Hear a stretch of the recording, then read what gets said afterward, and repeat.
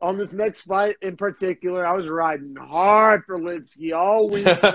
Even on my other podcast, my Dreadful Talk podcast, I did a UFC 255 preview because I was talking about on the podcast how we always get to do the breakdowns of what actually happened, but we don't get to engage in much conjecture or preview. And I wanted to, so I did it, and I fucking put my reputation on the line. I stuck my neck out, and I ate shit. But it's okay. It's all good. I'll explain my logic, but yeah, we'll there's a lot of my logic on this because so Antonina Shevchenko had recently lost to Chikagian, correct? Yes, by a grappling matchup. And so I was down on Chikagian, and so I thought that was a bad loss for Shevchenko, and Lipski's been on this tear. That was kind of my logic. And I'll be real, I completely underestimated Shevchenko's grappling, which most of the world did, including DC and Rogan. They were all shocked as well.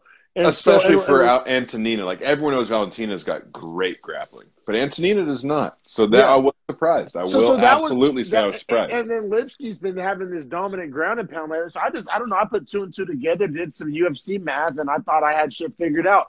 And and this will prove later in the fight, but spoiler alert, Chikagian looks absolutely phenomenal. And then whenever I saw how good Chikagian looked, I was like, damn, I based my whole Lipski pick on Shevchenko losing to Chikagian, who I was down on, and that's where I made my mistake. And then Chikagian looks phenomenal. I'm like, yeah, I got to eat like triple shit on this one. To be honest, I'll just fast forward to it. I did pick Chikagian to win that fight outright as a dog. Nice. Only because, dude, she's riding a loss streak, Caitlin Chikagian was, to Valentina Shevchenko and either like Andrade or Amanda Nunes. It's like girls that every other girl at 125 would get smoked by. I know, and I read too much into that, and I was down on Chikagian, which will lead me to be down on Antonina. I just did too much UFC math. I did too much UFC math. That'll bite you in the ass, betters. Learn from my mistake. But, yeah, go ahead and introduce the fight. Yeah. So 125, women's flyweight, the sister of the champion that is the co-headliner of the card. So Antonina Shevchenko, minus 135. She turned 36 Friday, day before the fight. Shout out to her. Happy birthday. Happy late birthday. Oh, you froze up, bro. You froze up. No audio. I'm not getting audio from you. Loved her. Oh, there you go. All right, you're back. You mind redoing that? I don't know. Something was going on there.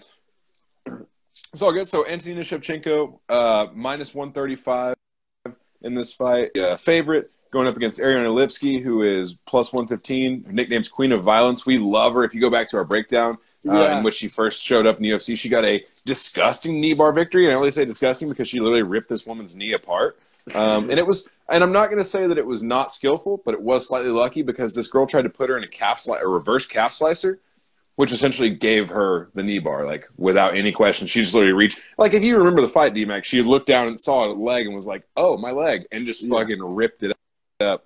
So she is the Queen of Violence. I'm not taking that away from her. She is a world champion in Muay Thai. So is Shevchenko. So this was going to be a fight of who is just overall stronger in the clinch, right? Because they both have this striking pedigree that's like world class. So essentially, he's just a stronger woman. In Vegas had Lipski at plus 115. So I keep saying I stuck my neck out. Like, it's not like, you know what I mean? No, like, this was a pick 'em. This was a pick 'em. Yeah, it was pretty close to a pick 'em. I need to kind of be a little easier on myself. I swore I had this one. Like, I felt so good. I think my UFC knowledge of these up and coming fighters is going to pay off right here. But But yeah, I liked her chances. I'm not going to say I didn't like her chances. Like, I think I was 3 out of 10 confidence in picking Antonina in this fight. Like, I wasn't very confident in it. I just thought that her skill set was just slightly larger than Lipski's. I got to be real. I also got to claim ignorance on this. I got to be real. I thought Antonina was the younger sister. I didn't know she was the she's older. Yeah. That honestly probably would have impacted my pick a little bit, to be honest.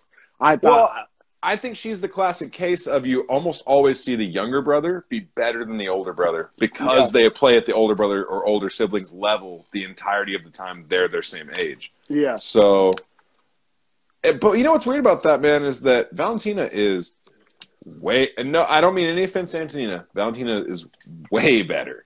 Way better. Yeah. Like, Antonina is, like, top 8. Valentina is top 2 females in the world. Yeah, whereas, like, Antonina is top 8 in her weight. So, like – definitely. How'd you score the first? I mean, I think I know how you scored it, but what'd you think of it?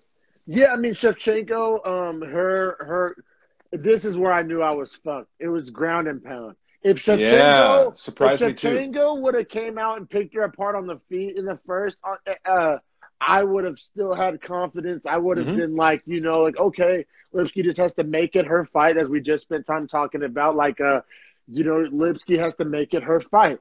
But the thing was, Shevchenko made it Lipski's style of fight and then dominated her at her own game. So But they have the same style, you know what I mean? So it's like it was just whoever was just more aggressive. I don't know, bro. I felt like Shevchenko would just going into it, and maybe this was my ignorance or whatever. Going into it, I thought Shevchenko would have rather kept it on the feet, and then I thought that Lipski would have wanted to take it to the ground. And then whenever I saw Shevchenko dominating Lipski on the ground in round 1, I knew it was a wrap, especially with her sister fighting later. My confidence waned so fast. I was like, oh, I got to eat shit on this one. But yes, I gave round 1 to Shevchenko. I imagine you did as well. Yep. Just 10-9 Shevchenko. I thought it was pretty straightforward. It wasn't a lot of damage that Lipski took. You know, I honestly thought that, like, if Lipski came out and could avoid the ground in the second, she had a real shot in that fight because she is a monster standing. Yeah, I thought that I thought it was a little bit of a quick call on the fight, but you know, Me too. I don't think that Lipski was gonna win. So that kind of, you know, I don't want to die on that hill, but I thought it was a little bit of a quick trigger. You know what's fucked up though, man, is like I agree with that, like as like on an empathetic level, like if you're not going to win, why would I not save you from this damage? But then it's also like the competitor in me wants to sit there and be like, well, what if she rolls to her back and just throws up an elbow from the bottom and rocks Shevchenko somehow? You know what I mean? Like, it's fighting. There's always a chance. And I got to say, I've been watching some older UFC fights, like not super like Royce Gracie old, but just like even from like whenever we first were getting into the sport, like when we were like middle school, high school, like even back then, like not super long ago, the trigger has gotten so much quicker, and I feel you. That's where the pulse of like the sports world was. I mean, look at the football rules and everything. The whole world has gone in that direction. So I'm not saying like they're in the wrong or even really that they had a choice, but like I'm watching, like even like UFC 205, like we're at UFC 255, so like 50 pay-per-views ago, like how like where the trigger has gone from like then till now is crazy. Like that. What I'm saying is, and maybe it's because I spent this week like watching some older fights or whatever, and maybe so I had that in my head already. But I was like that was a little bit of a quick trigger for me. Like I said, I get it. Like, I don't want to die on that hill, but it was a little bit of a quick trigger. I don't think she was going to win the fight. But, Shevchenko gets the round 2 ground and pound TKO. Looked phenomenal. I said Lipski, I mean, you know, she fought a tough opponent and lost. I mean, she was the underdog and she lost. So it's not like she, like, necessarily blew it. It was a huge opportunity for her to, like, springboard herself. That's all I would say for Lipski in this fight is that she just missed a really big opportunity. I don't think her stock went down at all in this. And honestly, I'm excited to see her fight again because she's not going to get a Shevchenko, either sister, next. So she's going to get someone that has a slightly – like these two girls came from damn near the same part of the world with the exact same skill set and the exact same, like, merits. So it's almost like you're putting foils in there to fight. Like, you don't usually get the best fights when you do that. No, I feel it. Yeah, and Lipski's super young because she's 26. I mean, she has a bright future. Like I said, I think she's going to be fine. She ran into a monster. I'm all in on the Lipski train, bro. Like, I swear, Lipski, even on the cell, like, I'm still on her train. Yeah, she'll be good. I think she'll be fine. But, yeah, I mean, Shevchenko's grappling looked phenomenal. I mean, super good because that's how she had lost her last fight. And she obviously also put in the work. Important to note before we move on from this fight that this is the first time two sisters have fought on the same UFC card. So with Antonina winning, that puts them at 1-0 if they both win their fights. first pair of sisters to ever win fights in the same fight card. That's been done by brothers before, but not sisters. Yeah, badass. You gotta love it. I mean, Antonina seemed so awesome of a person afterwards and everything. She was really cool. Yeah, and they both obviously love their mom a lot because they both talked about how their mom won the Muay Thai shadowboxing world. Hey, time out, by the way. The fact that the Muay Thai shadowboxing is a world championship level sport is wild. You fight, you just throw punches and kicks and knees and elbows with no opponent in front of you, and whoever looks the crispest is who wins that.